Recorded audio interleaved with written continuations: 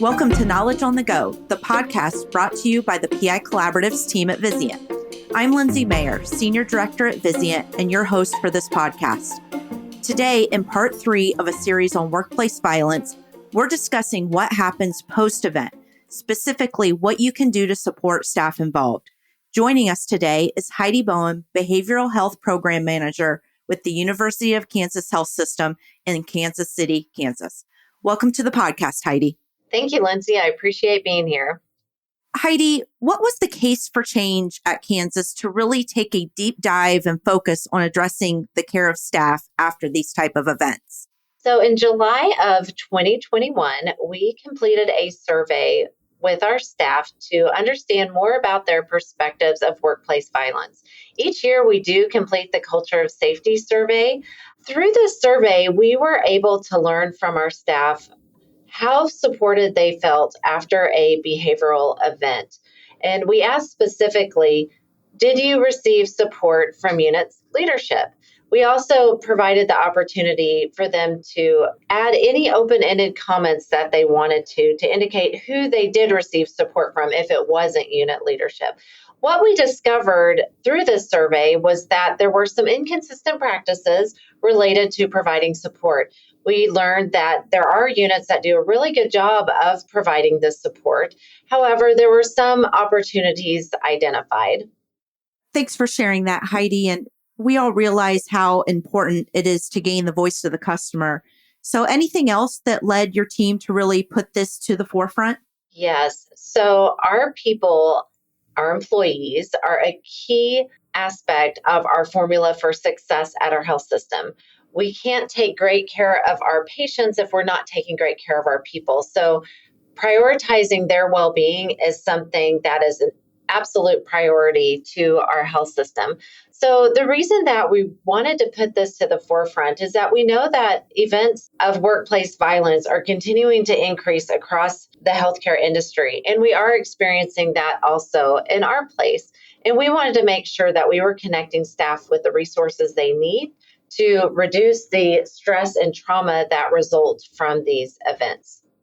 So I know that most of us that have worked on this topic know that workplace violence events are grossly underreported, and it's still really difficult to get staff to feel comfortable reporting these type of events. Can you tell us about the awareness campaign that you've instituted at Kansas? Yes, I am happy to share. So in April of 2021, during Workplace Violence Prevention Month, we had worked closely with our marketing team to have a campaign that focused on workplace violence prevention. So we had an internal facing campaign for employees and an external facing campaign for our patients and our visitors. So the internal facing campaign was "You report, we support." And essentially what that was conveying to staff was how important it was that they reported episodes of workplace violence. We made sure we defined what workplace violence was, and then we also shared with them how to report. So we did this through signage, but then we also had some videos to show staff how to go in and put an event report in for an episode of workplace violence. And then also made sure that they were aware of the nurse triage line. So if there was an injury, they would also need to report that injury to the nurse triage line. We also implemented the Safe Place for Healing campaign. And on that was signage that was outward facing for our patients and visitors, so they would understand that we're a safe place for healing. And I feel we all know that in order to have a safe place for healing, you really have to have that zero tolerance for workplace violence. And on our signage, we list out what we consider disruptive behavior, and we let people know that this is not acceptable and charges may be filed. So in order to communicate this campaign to our staff, we did take out our candy cart. So it's this big blue cart filled from top to bottom with candy. And we do include some healthier options because staff enjoy healthier options as well. But it attracts our employees, and then we're able to share the information with them. We also have some corporate communication that we utilize. We have a Take 10 video that comes out several times during the week, and we were able to have a couple of presentations to talk about the importance of workplace violence prevention and the importance of reporting. And this signage that we have is now permanent. when we took the candy cart around, we had some posters to post up on the units, but now we have more permanent versions posted throughout the health system. So Heidi, once you rolled out the campaign, what was the next step for your team? Well, we wanted to make sure that we were taking care of our employees. We wanted to address the debriefing process and make sure that we had a standardized approach for the debriefing and support of our staff. So our plan is to create a guide, and it is almost in final form. And so what this guide includes is specific steps for what to do when there is an episode of workplace violence. It addresses what the department leader needs to do immediately for the perpetrator of violence, as well as the staff member involved, and then also what to do 24 hours to a week after the event, and then after that to provide that continued support. And then we also wanted to make sure that we provided resources to our staff. So part of this guide includes some tools for our staff, and it is called the Roadmap to Resilience. And on that roadmap, it contains important information about 4 really great supportive programs for our employees. And those include our employee assistance program. And we recently transitioned to a new one in January, and our employees can actually receive up to 8 counseling visits per event that they need those resources. It also includes information about our HOPE program, which is our second victim peer support program. And so if employees would like additional support internally, they can get connected with a peer supporter who can help them cope with the event of workplace violence. It includes information about our resiliency training program. So we partner with an organization that is part of our health system called Turning Point. And we have resiliency trainers that can help equip staff with tools to find that resiliency and to be able to bounce back from events like these. And then it also includes information about our employee wellness program, which connects staff with the 8 pillars of wellness and helps meet staff where they're at with what they need to do to improve their wellness. So this debriefing guide also has additional resources. As I mentioned, it provides what to do right away and then what to do ongoing. We did include some information about stress first aid, which is a framework that improves recovery from stress reactions, both in oneself and in coworkers.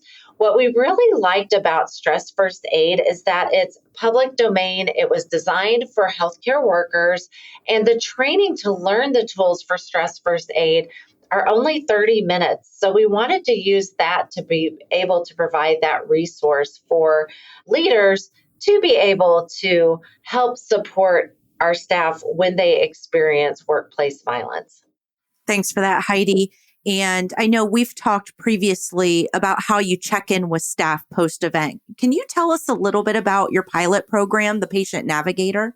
Yes, we are happy to tell you about a pilot program.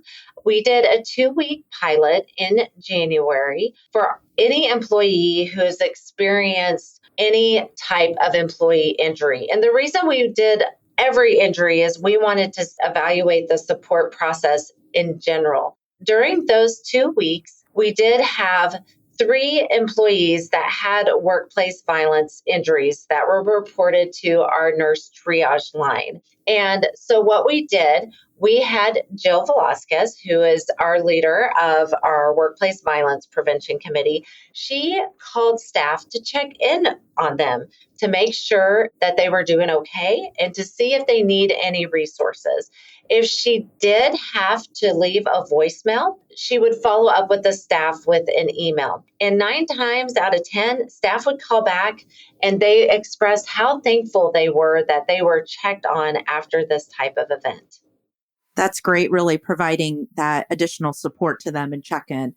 Heidi, I know you've had some pretty significant COVID surges over the past couple of years, like many other organizations, and you had to actually pause this work. So where are you at in the process right now, and what's next? We are putting the final edits on our guidebook for leaders. We've actually recently sent it out to department leaders in different areas of the organization to get some insight. Is this helpful? What are we missing? So we are compiling that feedback right now to make those edits. And so we are hoping in the next month, we will have the guidebook completed and sent through our marketing team for approval, and then have it available for managers.